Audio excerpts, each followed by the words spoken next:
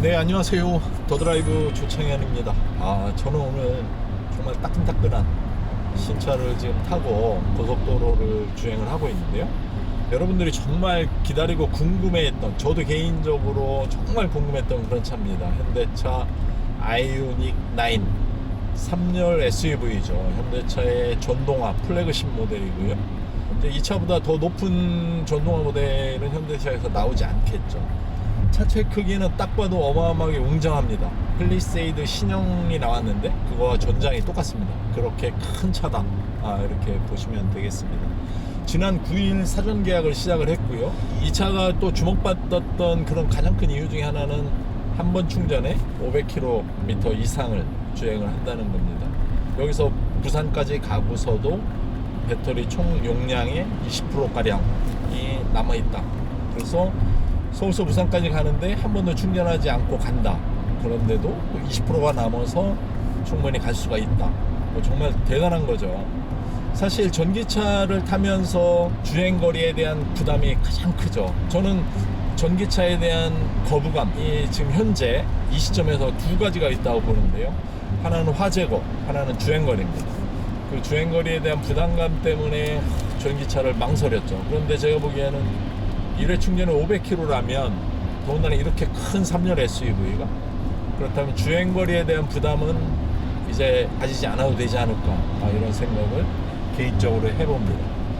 또 하나 말씀드리고 싶은 게 가격입니다. 기아 EV9이 처음 출시될 때 1억 원짜리 가격표를 달았죠. 그러면서 어떻게 보면 흥행에 실패를 했는데요. 거기에서 교훈을 얻은 것인지 이 차는 그 차보다 EV9보다 거의 3천만원 가까이 가격이 낮게 책정이 됐습니다. 굉장히 놀라운 가격이고요. 이 정도면 그래도 차급에 비해서 제가 보기에는 굉장히 가격이 저렴하다, 잘 나왔다, 이렇게 보여집니다. 그러면 오늘 지금 밖에서 눈이 오는데요. 눈길을 좀 서울과 경기도 일대를 달려보면서 이 차에 대해서 여러분들께 상세히 설명을 드리겠습니다. 그러면 좀 이따 뵙겠습니다. 아이오닉 9의 지금 전면부를 보고 계신데요. 아까 설명드렸듯이 전체적인 크기가 펠리세이드와 전장은 거의 똑같다, 이렇게 보시면 됩니다. 전면부 보시면 여기 주간주행등이 이렇게 있고요. 여기 이렇게 방향지시등이 위 아래 이렇게 5개씩 램프가 켜집니다. 그리고 헤드램프는 아래에 있고요. 일렬로 램프가 쭉 가서 여기까지 차폭등이 켜지고요. 그릴은 열리지 않고요. 이 아래 에어 인테이크가 열렸다 닫혔다, 필요에 따라서, 그래서 이 내부에 열을 식힐 때 이게 열렸다 닫혔다 하는 그런 구조입니다. 전장은 5060, 전폭은 1980, 전고는 1790, 휠베이스는 3130mm입니다. 이 휠베이스가 정말 중요한데요. 이 차의 크기가 펠리세이드와 전장이죠. 전장이 똑같은데 휠베이스는 20cm 이상 더 깁니다. 그 얘기는 무엇이냐, 실내가 그만큼 넓어졌다는 얘기죠. 앞에 오버행과 뒤에 오버행이 짧아지면서 이 바퀴가 앞쪽으로 확 나왔죠. 엔진룸의 길이도 굉장히 짧아졌죠. 그러면서 실내가 크기가 커졌다, 이렇게 보실 수 있겠습니다. 이 차의 공기저항 개수가 0.259인데요 어마어마한 숫자입니다. 대형 SUV에 그 정도 공기저항 개수가 나오는 정도라면 최고의 설계다, 이렇게 볼 수가 있겠습니다. 가장 큰 특징 중에 하나가 트렁크 쪽이 낮아진다는 겁니다. 디자인에 대한 저 개인적인 생각에는 호불호가 좀 갈릴 것 같은데요. 아무래도 이것도 공기역학적인 그런 설계라고 볼 수가 있는데요. 굉장히 부드럽죠. 선 자체가 이렇게 길게 뒤로 부드럽게 이렇게 떨어집니다. 타이어는요, 지금 미쉐린 타이어가 끼어 있고요. 흡음 타이어라고 이렇게 하기도 하는데요. 흡음재를 넣어서 아무래도 이 바닥에서 올라오고 주행 구름할 때 이렇게 소음이 발생하는 그런 것을 이렇게 흡수하는 그런 기능이 있는 타이어입니다. 285, 45, R21 끼어 있습니다. 또 보시면 디지털 사이드 미러 이렇게 돼 있죠. 저항을 덜 받기 위해서 굉장히 얄쌍하고 이렇게 길게 이렇게 만들었는데요. 공기저항에 또 노력한 흔적이 보입니다. 도어도 평상시엔 들어가 있다가 필요하면 이렇게 튀어나오는 팝업 도어죠. 지금 후면을 보고 계신데, 후면 디자인의 가장 큰 특징이 파라메트릭 픽셀 램프를 이렇게 테두리로 불러서 적용을 했다고 하는 겁니다. 굉장히 유니크하고요, 독특한 재미있는 것은 이 브레이크 등이 위에 이렇게 배치가 되어 있습니다. 저래서 과연 이 차가 다니기 시작하면 이 차의 뒤를 따라가는 운전자는 저는 개인적으로 시야에 좀 눈부심이 좀 있지 않을까, 네, 그런 걱정은 좀 해보는데요. 얼마나 밝을지 밤중에는 굉장히 밝지 않을까. 또 하나 특징은 현대차 최초로 히든 안테나를 적용을 했다는 건데요. 일반적으로 네, 이 위에 뭐 샤크 안테나를 이렇게 부착을 하죠. 근데 샤크 안테나가 보이지 않습니다. 아무래도 공기역학적인 면과 디자인적인 그런 면 때문에 안테나를 숨긴 걸로 이렇게 보여지는데요. 안테나 그럼 어디 있냐? 네, 바로 이 글라스 그리고 앞쪽 이렇게 한 세 군데에 이렇게 나누어서 안테나를 넣었다고 합니다. 그래서 전파를 받아서 듣게 이렇게 되어 있습니다. 여기 보시면 카메라가 하나, 둘, 세 개, 카메라가 세 개가 있고요. 이 카메라를 세척할 수 있는 그런 기능도 이 안에 이렇게 숨어 있다고 합니다. 트렁크 한번 보시겠습니다.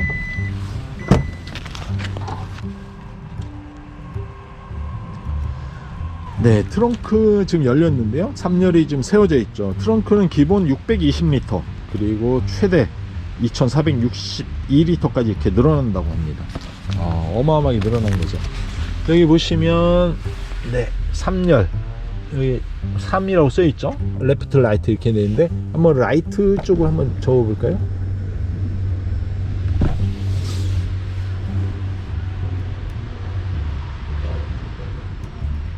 네, 이렇게 접히고요. 레프트도 한번 접어보겠습니다.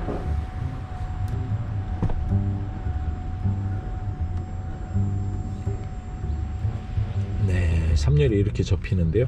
2열도 마찬가지로 접히는데 물건들 때문에 접어보진 않을 텐데, 만약에 이렇게 접고 바닥재만 하나 깔면 뭐 충분히 제가 보기에는 차박 뜨끈하게 할 수 있을 것 같습니다. 또 하나 재미있는 거는 여기 보면 220V 콘센트를 둬 가지고 여기에서 전원을 뽑아서 외부의 전기를 끌어다 쓸 수 있는, 아니면 또 야외 캠핑할 때 냉장고를 또 여기 연결한다든지 이런 기능을 쓸 수 있게, 뭐 이 차가 또 아웃도어에 이렇게 패밀리 아웃도어에 특화됐다 뭐 이런 느낌이 있죠.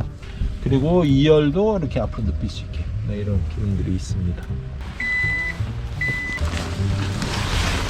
네, 지금 아이오닉 9 실내를 탔는데요. 아까 말씀드렸듯이 실내 휠베이스가 3130mm입니다. 그래서 실내가 굉장히 넓죠. 6인승 3종 그리고 7인승 1종 4가지의 시트 구성으로 출시가 됐습니다. 여기 보면은 이 커브드 디스플레이가 정말 어마어마하게 길죠. 그러면서 이 끝에 방향이 기울어졌죠. 그래서 운전을 하면서 이렇게 잘 볼 수 있게 이렇게 되어 있고요. 이 차가 캘리브리 P 모델인데 이런 부분이 아주 고급스러운데요. 이 부분도 그렇고, 이게 지금 손때가 이렇게 뭐 막 묻지 않는 그런 소재를 써서 아주 마음에 듭니다. 지금 보시면 여기 또 헤드업 디스플레이가 있고요. 이게 지금 사이드 미러가 이렇게 보입니다. 선명하고 좋죠. 이 부분이 논란이 됐던 둥근 손잡이죠. 출시되기 전에 어떨까, 별로일 것 같다라는 의견이 많았는데, 부드러운 게 이 차의 컨셉이라고 치면 제가 보기에는 뭐 괜찮습니다. 최근에 현대차가 밀고 있는 뭐 그랜저, 산타페 이런 신형 모델에 적용된 스티어링 휠을 적용을 했고요. 컬럼식 기어 노브를 핸들 뒤쪽에 이렇게 적용을 했습니다. 이걸 적용을 함으로써 이쪽 가운데 공간을 확보할 수 있죠. 핸드폰 충전기가 있고요. 컵홀더가 2개가 있고요. 여기에 좀 몇 가지 드라이브 모드, 에코, 노멀, 스포츠, 마이 드라이브 이렇게 4가지 주행 모드에 선택을 할 수 있고요. 뭐 경사로 밀림 방지 기능, 그리고 이거는 360도 뷰 카메라, 이런 기능이 좀 숨어 있고요. 송풍구가 이렇게 길게 저기 끝까지 이렇게 되어 있습니다. 여기 끝에 이렇게 되어 있는데 일체형으로 마치 전체가 뚫려 있는 것처럼 보이기는 하죠. 그리고 그 아래 이렇게 공조 오디오 시스템 이렇게 되어 있습니다. 좀 물리적인 버튼처럼 버튼으로 밖으로 빼놓는 게 저는 개인적으로 굉장히 좋습니다. 이 안에 이렇게 태블릿 PC처럼 들어가서 막 이렇게 누르면은 사실 운전할 때 굉장히 부담스럽거든요. 그걸 눈으로 보고 찾아야 되는데 그건 못 찾거든요. 근데 이렇게 돼 있는 거는 정말 개인적으로 환영한다, 볼 수 있고요. 조그마한 수납 공간이 있고, 또 그 아래에도 네, 이렇게 수납 공간이 있습니다. 중요한 물건 같은 건 넣을 수 있게 이렇게 있고요. 그리고 네, 스마트폰을 충전할 수 있는 몇 가지 이렇게 기능들이 있는데, 현대차에서 나눠준 스마트폰 충전기가 있습니다. 선이 있는데 그 선을 꽂으면 이게 100W랍니다. 충전 기능이 일반적인 충전기 한 15W 정도 된다고 하는데, 현대차 아이오닉 9 전용 선을 꽂으면 100W의 속도로 충전이 가능하다고 합니다. 어마어마하게 빠른 충전 속도죠. 그리고 또 하나 보시면 네, 여기에 10리터는 넘고 15리터 정도 돼 보이는데 이렇게 공간이 있고요. 또 네, 이렇게 뒤에서도 열 수 있게 이렇게 돼 있습니다. 또 하나 재미있는 거는 여기에 버튼을 누르면 네, 이렇게 뒤로도 이동이 됩니다. 그래서 운전석과 조수석을 스위치 바꿀 수 있게 교대로 움직일 수 있고요. 이 통로를 이용해서. 그리고 또 뒤에 사람이 이 센터 콘솔을 이용할 수 있게, 네, 이 센터 콘솔을 앞뒤로 19cm 정도 움직이는 거예요. 19cm면 정말 많이 움직입니다. 네, 이런 기능이 숨어 있습니다. 지금 썬루프 잠깐 켜볼까요?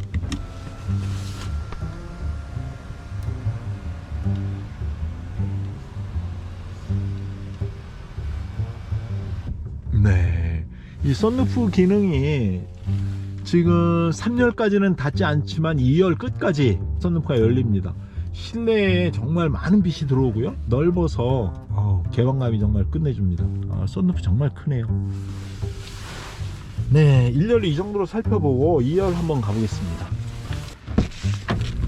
네, 2열인데요.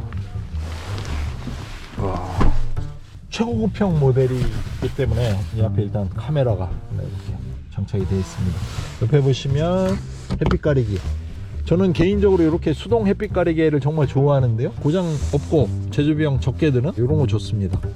그리고요, 온열 통풍 시트 기능 이렇게 개별적으로 또 이렇게 할 수 있고요.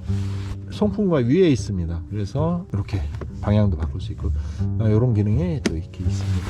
전기차의 또 가장 큰 장점이죠. 사륜구동차임에도 불구하고 이 센터 터널이 없죠. 여기를 이동을 해서 3열에 앉아도 되고요. 네, 이런 기능이 아주 좋습니다. 제가 지금 2열에 굉장히 좀 넓게 이렇게 편안하게 앉아봤는데요. 그래도 주먹 한 2개, 하나 반 정도의 이렇게 무릎 공간이 났습니다. 레그룸이 정말 넓죠.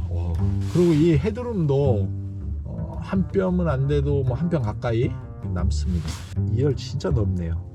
어지간한 3열 SUV 따라올 수 없을 만큼의 그런 공간감입니다. 그리고 컵홀더 2개 이렇게 있고요. 마찬가지로 동그란 문손잡이 이렇게 되어 있습니다. 3열을 좀 한번 타보겠습니다. 우와.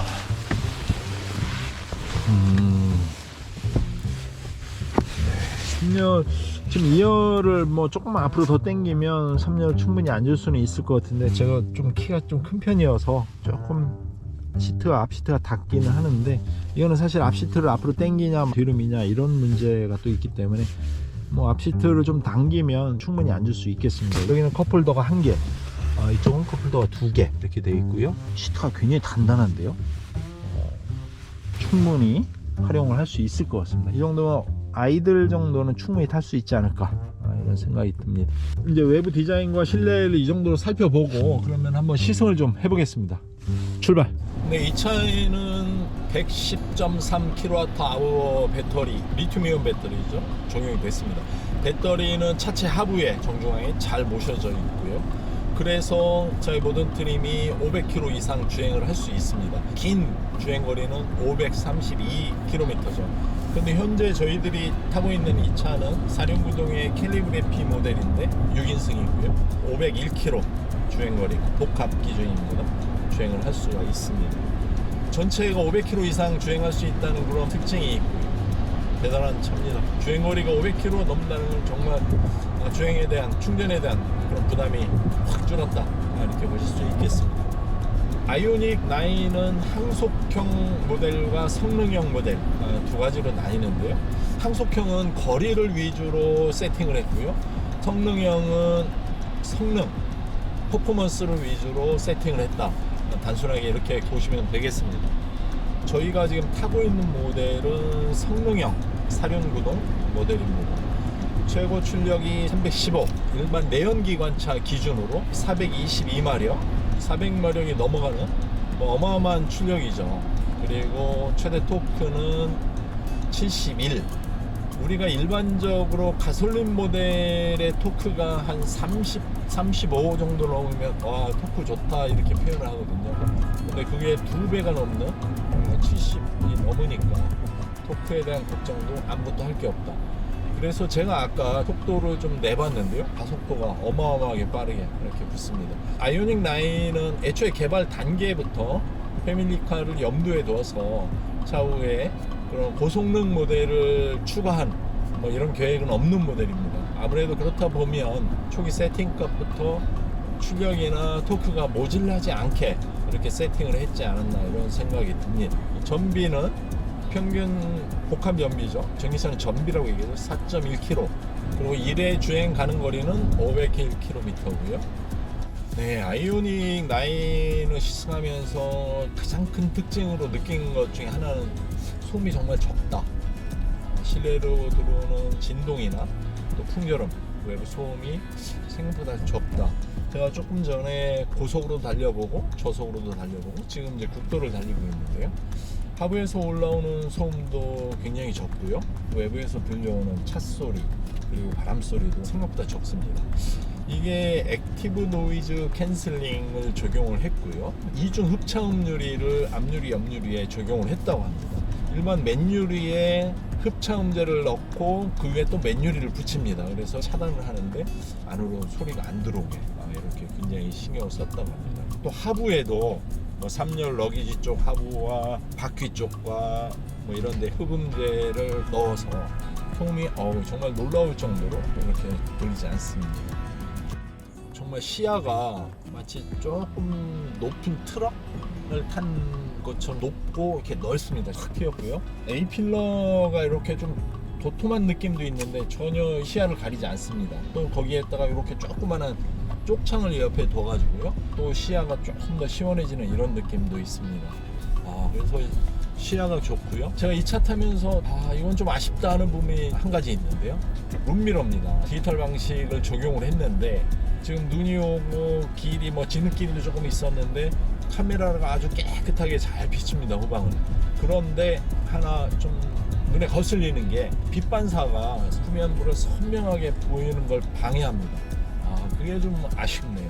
야간에서는 뭐 굉장히 선명하게 보일 것 같은데 지금 현재는 빛 반사가 좀 심하게 있어서 집중해서 이렇게 봐야지 잘 보입니다. 추후에 현대차가 좀 개선을 해야 될 부분이 아닌가 이런 생각이 듭니다. 그리고 최근에는 여기서 지금 이렇게 보시는 것처럼 이렇게 사이드미러를 디지털 방식으로 전기차에서 특히 많이 적용을 하죠. 그래서 아마 여러분들도 앞으로 이런 사이드미러에 익숙해져야 되지 않을까 이런 생각이 드는데요. 사이드미러는 굉장히 시야각도 좋고요, 선명합니다. 룸미러와 다르게 반사되는 것도 없어서 뒤쪽을 잘 비춰줍니다. 아까 잠깐 뭐 출력하고 토크를 말씀을 드렸는데 역시 그런 가감속에 있어서 마치 스포츠카처럼 이렇게 나가는데요. 이 차도 마찬가지로 정말 악셀을 살짝만 밟아도 튀어나가게 순발력이 뛰어나고 가감속의 속도가 정말 잘 붙고요. 감속도 브레이크도 잘 듣습니다. 그래서 차가 무거운 대신 브레이크 성능도 굉장히 뛰어나다 이렇게 보실 수 있겠습니다. 이 차의 또 주행 특징 중에 하나는 핸들링이 부드럽다. 차가 큰데도 핸들링이 컴포트하고 부드러운 쪽에 좀 세팅값이 있는 것 같습니다. 아무래도 패밀리카이기 때문에 남성이 운전할 수도 있겠지만 여성 운전자도 가족을 태우고 운전하는 경우가 있겠죠. 그럴 경우 생각을 해보면 핸들링이 무거운 것보다는 좀 이렇게 컴포트하고 가벼운 게 좋지 않을까 이런 생각을 해봅니다. 의식해서인지는 모르겠지만 핸들링이 정말 가볍습니다. 이렇게 볼 수 있고요. 전기차는 변속기가 필요 없는 차죠. 전원 공급량에 따라서 이렇게 모터가 움직이는 건데 이 차는 마치 7단 자동 변속기가 들어간 것 같은 승차감을 구현하기 위해서 가상의 7단 자동 변속기를 적용을 했습니다. 그래서 여기 핸들 뒤에 보면 패들 시프트가 양쪽에 이렇게 붙어 있는데요, 패들 시프트가 어떤 역할을 하냐 하면 이 차는 페달을 밟았을 때 앞으로 가지만 페달을 뗐을 때는 브레이킹을 통해서 에너지를 회수하는 그런 기능을 적용을 했죠. 아이페달로 헤드시프트로 오른쪽을 한번 터치를 하면 레벨이 제로가 됩니다. 그래서 마치 내연기관차를 주행하듯이 아이페달이 거의 작동을 하지 않습니다. 패드시프트를 한번 당기면 레벨 1 이렇게 올라가죠. 예, 여기에 지금 보이시죠? 또 한번 더 올리면 레벨 2. 그래서 이게 가속 페달에서 발을 떼면 급격하게 브레이킹이 좀 더 되죠. 그리고 레벨 3에 맥스까지. 이 아이페달이 맥스로 지금 작동하고 있다. 이건 무슨 얘기냐면 제가 가속 페달에서 발을 떼는 순간 강력한 브레이크가 걸리면서 에너지를 회수한다, 뭐 이런 얘기인데요. 제가 한번 발을 떼 보겠습니다. 어느 정도 속도가 주는지요. 네, 지금 느끼시죠? 갑자기 속도 훅 줍니다. 레벨 1으로 해놓고 가속 페달 발을 떼면 네, 이렇게 좀 가죠. 타력 주행을 하죠. 내리막에서 해보겠습니다. 맥스로 이렇게 뒀습니다. 가속 페달에서 발을 떼겠습니다. 네, 이렇게 급하게 속도를 줄입니다. 운전이 좀 지루하지 않게 이런 기능 좋죠. 지금 이쪽 계기판을 보시면 380km, 그 위에 맥스 547km. 현재 남은 주행 거리가 380km고 맥스로 주행할 수 있는 것은 547km다. 여기서 맥스로 주행하려면 전비 주행을 해야겠죠. 급가속이나 급감속 안 하고 뭐 이렇게 여러 가지 조건이 맞았을 때 547km를 달릴 수 있다. 현재 배터리 잔량은 80%다. 이렇게 지금 표시가 되고 있습니다. 그리고 이 차는 차체 강성을 높이기 위해서 핫스탬핑을 적용을 했다고 합니다. 단순하게 어떤 정도의 수준이냐 하면 일반 내연기관차의 2배 정도 적용을 했다, 이렇게 보시면 됩니다. 덕분에 차체 강성이 아주 강해졌고요. 차가 이렇게 크면서 긴데도 비틀링 강성도 굉장히 단단하다. 그래서 또 와인딩 코스나 커브길에서도 차체가 찌그덕거리거나 비틀려 보이는 느낌, 이런 게 거의 없습니다. 차체가 정말 단단한 이런 느낌이 올라옵니다. 아이오닉 9에는 첨단 운전자 보조 시스템, 안전사양이 대거 탑재가 됐습니다. 현대차가 가지고 있는 안전사양, 이런 기능이 거의 다 탑재가 됐다, 이렇게 보실 수 있겠습니다. 전방 충돌, 후측방 충돌 방지 보조, 그리고 차로 이탈 방지, 지능형 속도 제한, 이렇게 끝도 없는 그런 다양한 기능들이 이렇게 들어가 있습니다. 그리고 에어백이 또 10개. 이 차가 패밀리카인 만큼 안전에 크게 신경을 쓴 것 같은데요. 1열과 마찬가지로 2열과 3열의 탑승자도 안전하게 이렇게 보호할 수 있는 다양한 기능들을 또 탑재를 했습니다. 네, 아이오닉 9의 가장 놀라운 것 중에 하나, 바로 가격입니다. EV9이 1억대 가격으로 출시가 되면서 대중 브랜드의 1억 원짜리 차가 드디어 등장했다, 이렇게 충격을 줬죠. 그래서 아이오닉 9도 1억에 얼마나 근접할 것이냐 사실 궁금했었죠. 근데 최저 6,700만원, 최고는 7,900만원 이렇게 적용을 했습니다. EV9보다 거의 2,000, 3,000만원 가량 이렇게 저렴한 가격이고요. 예상했던 것보다도 훨씬 저렴한 가격입니다. 기자들도 깜짝 놀랐고요. 저도 좀 놀랐습니다. 이런 사양에, 이런 기능에 그 정도 가격이 가능할까? 전기차 보조금까지 적용을 한다면 6천 초반대에도 잘하면 구입을 할 수 있겠죠. 지자체마다 조금씩 다르니까 그런 경우를 대입을 해보면. 그럼 이런 큰 차, 이런 고급차를 6천만 원에 구입할 수 있다. 정말 충격적인 가격입니다. 제가 보기에. 아마 가격적인 메리트 때문에 흥행에 조금 성공을 하지 않을까. 아까 제가 현대차 직원에게 좀 물어봤습니다. 가격을 이렇게 책정을 할 수 있었던 그런 이유가 뭐냐. 현대차에서도 최근에 전기차 캐즘에 대한 그런 우려를 많이 하고 있습니다. 그래서 안전에도 신경을 많이 썼다. 그리고 사람들이 조금 더 전기차에 우호적으로 접근할 수 있게 가격에도 신경을 정말 많이 썼다라고 설명을 했습니다. 대중화에 앞장서는 그런 모델을 만들겠다라는 컨셉으로 아이오닉 9의 가격을 책정을 했다고 합니다. 아마 고심이 많았을 텐데요. 제가 보기에는 이 정도 가격이면 충분히 가격적인 메리트 있다, 소비자들도 충분히 매장을 찾지 않을까, 저는 개인적으로 그렇게 생각을 해봅니다. 오늘 눈이 오고 미끄럽고 해서 크게 막 세게 달리지는 못했는데요. 그럼에도 불구하고 좋은 경치, 즐거운 시승이었습니다. 저는 이제 이쯤에서 시승을 마치고 다음에는 더 즐겁고 또 재미있고 여러분들이 궁금해하는 그런 차를 가지고 또 찾아뵙겠습니다. 시청해 주셔서 감사드립니다.